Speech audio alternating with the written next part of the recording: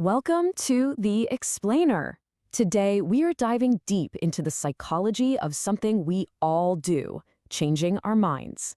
We're going to break down the science of exactly how and why our attitudes shift. So let's kick things off with a question that, we've all faced. Why is it sometimes almost impossible to change someone's mind, or even our own, while other beliefs seem to just, blow away in the wind? All right, here's the game plan for this explainer. We're going to cover what an attitude really is, break down what a belief is made of, look at the tools of persuasion, and then tackle that big question. Do our attitudes even predict our actions? Let's get into it. First up, let's make sure we're all on the same page. When we say someone has an attitude, we're usually talking about them being kind of moody or cranky.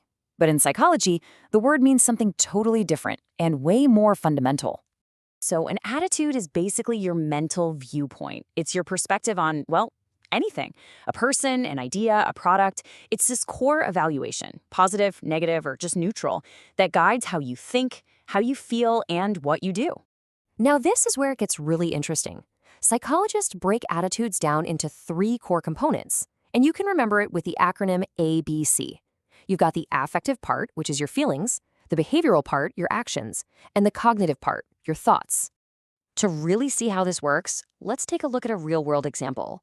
Say you have a positive attitude about a campaign to create a greener environment. So here's how that ABC model fits perfectly.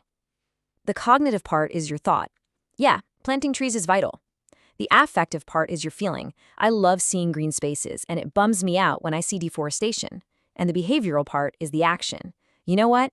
I'm gonna go join that tree planting drive. See? When those 3 are all in sync, you've got a really solid, stable attitude. But as we all know, not all attitudes are built the same. Some of our beliefs feel like they're carved in stone, while others are, a lot more flexible. So what's the difference? What makes an attitude strong or weak? Well, it comes down to 4 key properties. There's valence. Is it a good or bad feeling? Extremity, just how good or bad does it feel? Complexity. Is it a simple, one-off opinion, or is it tied into a whole web of other ideas? And finally, centrality. How crucial is this belief to who you are as a person? And here's the bottom line.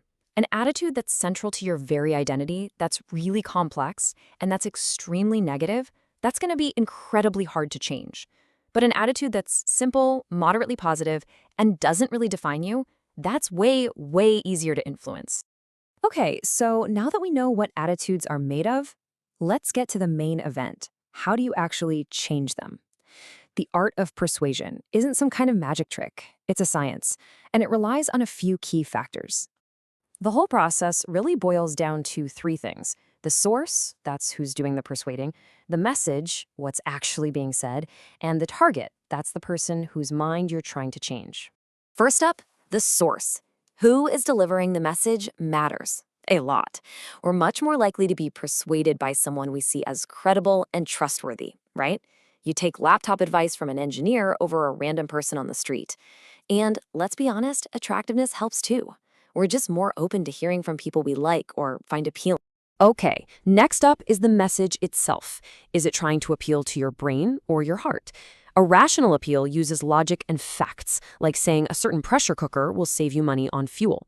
An emotional appeal connects with your feelings, maybe by saying that same cooker will help you keep your family healthy. The real magic happens when a message can do both. And finally, there's the target. Who is on the receiving end? Some people are just naturally more open to new ideas. Other factors, like a person's self-esteem or how they process information, can also play a role. And if someone holds a really strong pre-existing prejudice, that creates a massive barrier that's incredibly difficult to break through. Sometimes the biggest push to change comes not from the outside, but from within. There's this incredibly powerful concept called cognitive dissonance. It's that nagging, uncomfortable feeling you get when your actions don't line up with your beliefs. Think about someone who smokes, but they know it's terrible for them.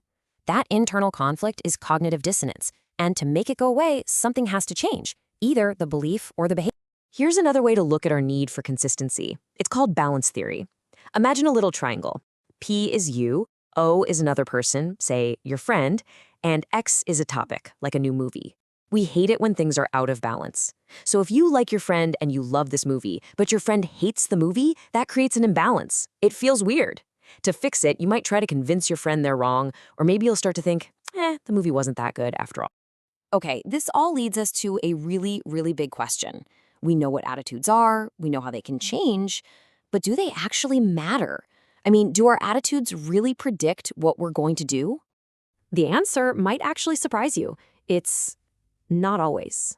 Not even close. There's often a huge gap between what we say we believe and how we actually behave. It's called the attitude-action gap, and it's a very real thing. So when does it work? When do our actions actually match our beliefs? Well, it's most likely to happen when that attitude is super strong and central to who we are. It also helps if we're really aware of our own attitude, and this is a big one, when there's no outside pressure, like from our friends or society, pushing us to act in a different way. Phew, we have covered a lot of ground here, from the ABCs of an attitude to the dance of persuasion. So what's the big idea? What should you really take away from all this? I think it's this. Learning how attitude change works isn't just a manual for how to persuade people. It's actually a mirror.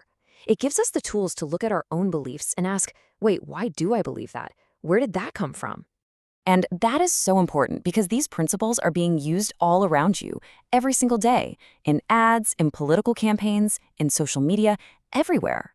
Knowing how it works helps you become a smarter, more critical thinker and gives you more control over your own mind. So I'll leave you with a final thought to chew on. Think of one of your own core beliefs, something you feel is absolutely rock solid. After everything we've talked about, what is it exactly that makes that one attitude so unshakable? Thanks for joining this explainer.